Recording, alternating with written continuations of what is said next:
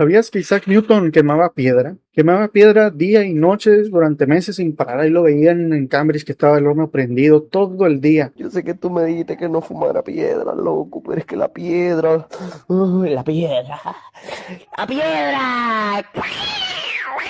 ¡Piedra! Todo eso buscando la piedra filosofal. Este libro se llama Los cuadernos alquímicos de Isaac Newton. Es uno de los libros más interesantes. No lo entiendo. Ni los alquimistas de la época se entendían entre ellos. Pues que lo voy a entender yo. Sucede que Isaac Newton, la idea que él tenía de esto de la química era notoriamente muy moderna, nada más que no daba con el punto para empezar a hacer las cosas bien. La idea es que antes de los cuatro elementos, estos cuatro elementos están compuestos por algo todavía más anterior, y esto, a veces que sería la piedra del sol y la luna, estaba hecho de algo más anterior, que eso sería la piedra filosofal, que dice a veces el texto es una piedra, pero no es una piedra, y otro montón de cosas. La cosa es que esta sustancia primordial es la que componía todas las cosas, y por eso es como uno se explica, así como decía también Giordano Bruno, comes algo, un elote, y el elote se convierte en carne. La carne, cuando mueres, se descompone y se convierte en tierra. La tierra se la alimenta de él una planta de mazorca de maíz y se convierte en planta. Luego la planta se convierte en elote y te lo vuelves a comer, y así sucesivamente las cosas se transforman unas en otras, y eso en la mentalidad antigua era como de, oye, ¿qué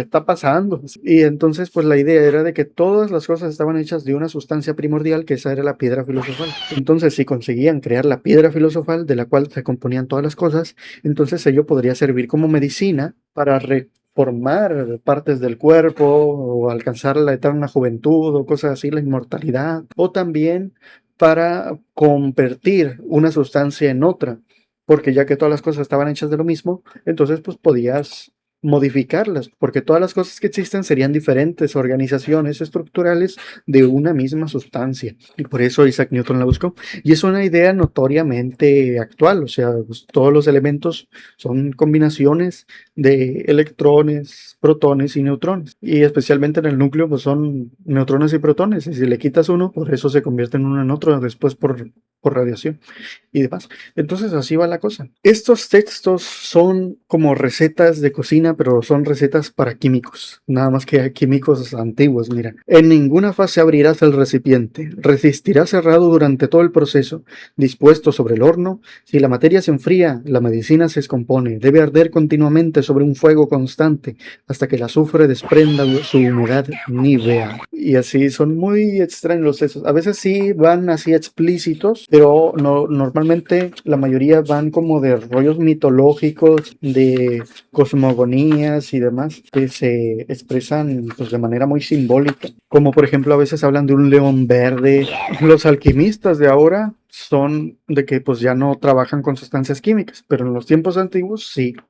Si alguien dice que no, es porque no conoce la historia de estas cosas de verdad. Miren, por ejemplo, las flores de Bloomfield. Dice, el padre tiempo me puso en la tierra y me entregó la llave para poder entrar. Me dijo que abriese la puerta. Le respondí que una llave no bastaba para 12 cerraduras. Me dijo que uno no puede esperar que caiga un árbol de un solo golpe, y que quien abre una cerradura ya ha empezado a abrirlas todas. ¿Por qué cerradura me recomiendas empezar? Le pregunté. Me dijo, persigue primero el secreto que buscan todos los sabios, el primer principio que organiza el caos de la materia, nuestro mercurio. Después busca el vitriolo y el sulfuro tan valiosos, pero con la llave del mercurio te bastará para abrir la primera puerta. El mercurio es uno de los asuntos más importantes, y hay una cita bien perrona, miren. Antes de conocer el cielo debes familiarizarte con el infierno. A partir de Paracelso surgió la idea con él de que esto de la alquimia tendría el propósito de crear medicinas, y es algo que pues a día de hoy hacen los químicos farmacéuticos y demás. Aquí hay un texto relativo a esto de la alquimia como medicina. Miren, nuestra medicina trabaja sobre aquellos cuerpos que contienen mercurio, porque como ya lo señaló el sabio en su momento, toda imperfección que podamos detectar en los cuerpos puede atribuirse a una escasez de mercurio que solo el mercurio puede solucionar. Y lo interesante del mercurio es que mientras que los demás metales se oxidan, el oro no. o al menos los metales antiguos se oxidaban, pero el oro no. Entonces el mercurio, sucede que al mezclarlo con oro, el oro se disuelve, igual la plata. Entonces daba la impresión de que el mercurio, a la vez que era un líquido y a la vez que era un metal, entonces parecía ser como la mezcla perfecta de entre lo espiritual y lo material. Daba la impresión de, y también como saltaba un vapor, que pues espíritu está etimológicamente ligado al aire. Entonces de ahí venían un montón de ideas relacionadas con que el mercurio nos podría dar la inmortalidad. Y aquí un ejemplo de esto de los simbolismos mitológicos y demás, miren, soy Mercurio, la flor poderosa. Esto es una receta de alquimia, o sea, soy digno del mayor honor, me amargan el sol, la luna y Marte, mis trampas son numerosas, soy compañero de Saturno, pero paso los días con Venus, soy emperatriz entre reinas, soy madre de espejos y generadora de luz, soy la cabeza más alta y la más hermosa de ver, soy todas las cosas que deben hacerse, soy la madre de todos los trabajos. 4 cosas te ayudarán a encontrarme: una semilla de oro, una semilla de plata, una semilla de mercurio brillante y una semilla de azufre correcto. Y otra cosa del mercurio dice: su principal cometido es la facilidad con que derrite el oro y la plata, cómo aumenta su brillo y transforma los peores elementos corporales en espíritus benéficos. Ahora les voy a contar sobre otras cosas de alquimia que he leído, por ejemplo las de Paracelso. He leído todos los textos de Paracelso que me pude encontrar, y también otras cosas relacionadas al hermetismo antiguo y demás. Y es que estas cosas de la alquimia y el hermetismo están muy ligadas, y todo esto son el tipo de cosas que me han ayudado a interpretar a Giordano Bruno de manera apropiada. Usualmente cuando uno habla de hermetismo se imagina en nuestra época el Kybalión y otros textos de la época del estilo, pero a mí el Kybalión se me hizo chafa. Me han dicho varios que es que se tienen que entender de una manera específica, que solo algunas personas con ya iniciadas en algo le agarran el rollo. Pero en el Kybalión yo solamente encontré falacias, ideas que en su tiempo pudieron haber sido plausibles, pero en nuestra época son completamente falsas. El hermetismo que a mí me gusta es el antiguo, el del Corpus Hermeticum, en el que no hay nada de vibraciones ni nada de esos 7 principios que le atribuye a la tradición antigua. En realidad no están aquí. Aquí hay otra cosa. Esta cosa, para entenderla bien, hay que leer primero a Platón, a Aristóteles, a los estoicos antiguos, a los epicúreos, a los neoplatónicos, todo lo de la filosofía antigua. Estos lo condensaron en esta cosa. O sea, hay que haber leído un montón de cosas para poderles agarrar bien la movida de qué se trata, para tener buenas referencias para leer esto. Por eso conviene empezar por Platón, por ejemplo, para agarrarle la movida a los textos herméticos antiguos. Y luego también otros chilos son como este actual, El demonio de la interpretación, de Gonzalo Lizardo.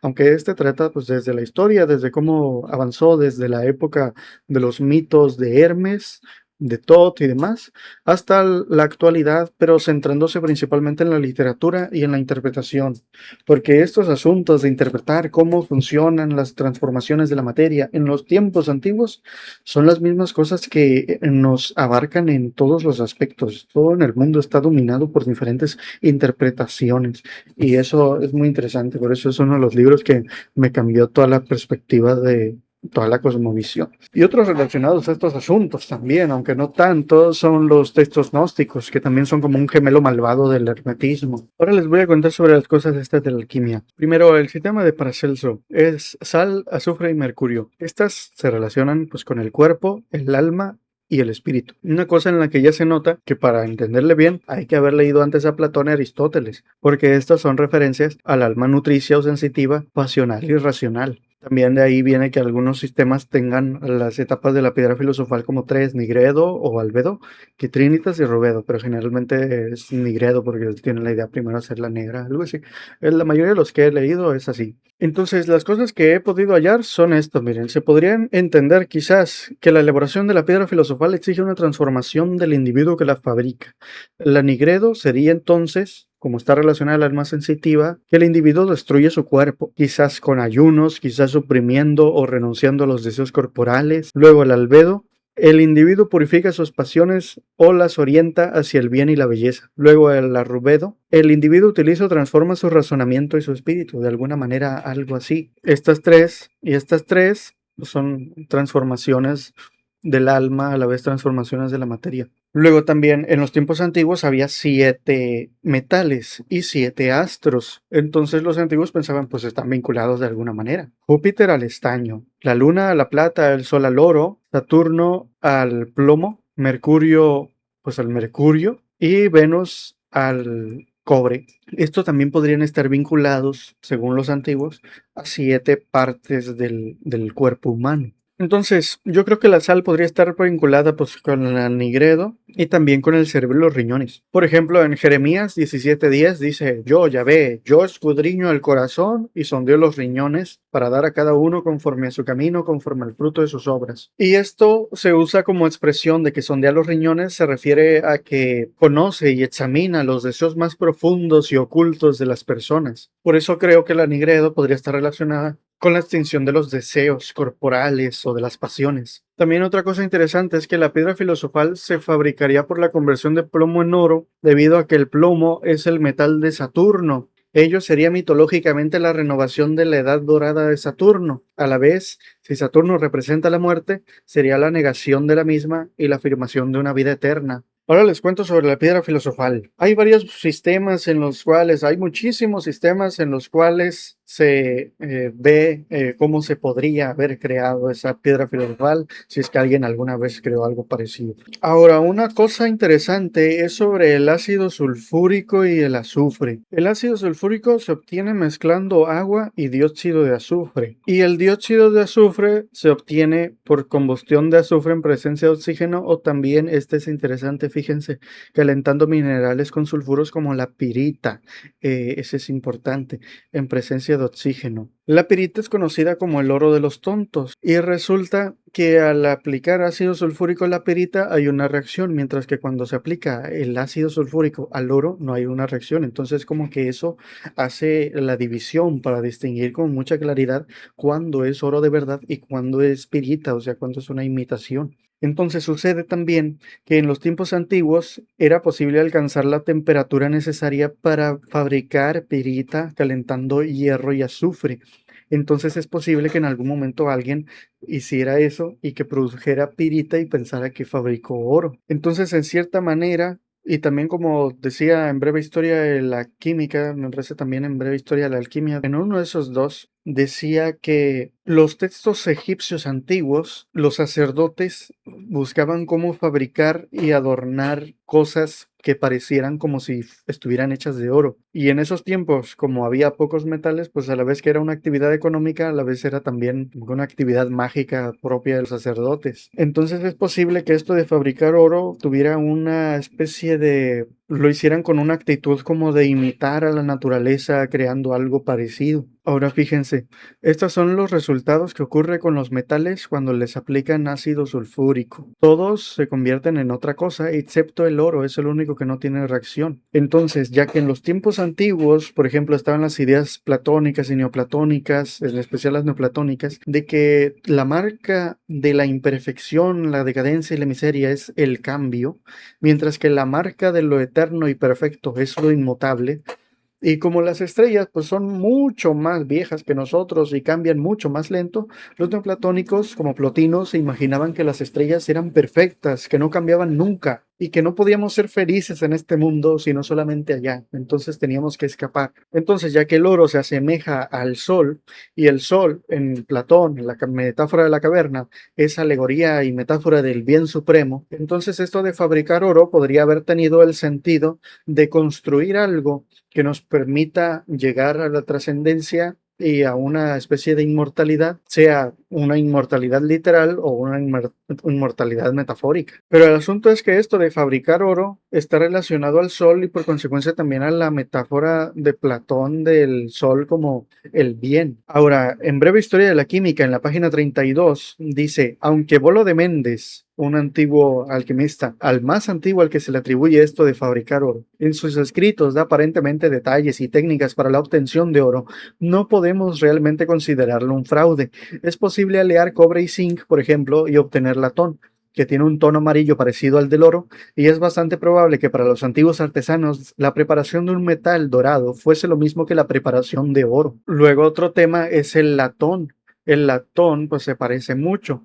está hecho de cobre y zinc. Y ahora miren, esta es la esfalerita. La esfalerita es una piedra que tiene los colores que los libros de alquimia suelen decir que tiene la piedra filosofal. La esfalerita está hecha de zinc y azufre, y ya que el latón se compone de cobre y zinc, entonces bien pudiera ser uno de los ingredientes clave para fabricar oro, o sea, para fabricar latón. Así pues, esas son algunas de las cosas que he encontrado sobre estas cosas de la alquimia. Es un tema muy interesante, cómo se interpretan todas esas cosas en los tiempos antiguos. Antes, la alquimia pues era cosa de trabajar con sustancias químicas y demás, porque tenían ideas de tipo como estas neoplatónicas, herméticas y demás. Y todo eso apuntaba a que si podíamos crear algo inmutable, similar al Sol, entonces podría concedernos la inmortalidad, así como decía Plotino, pues, escapar de este mundo para irnos a vivir a las estrellas. Pero en la época actual hay mucha gente pues, que habla de que, es que la alquimia es una transformación puramente espiritual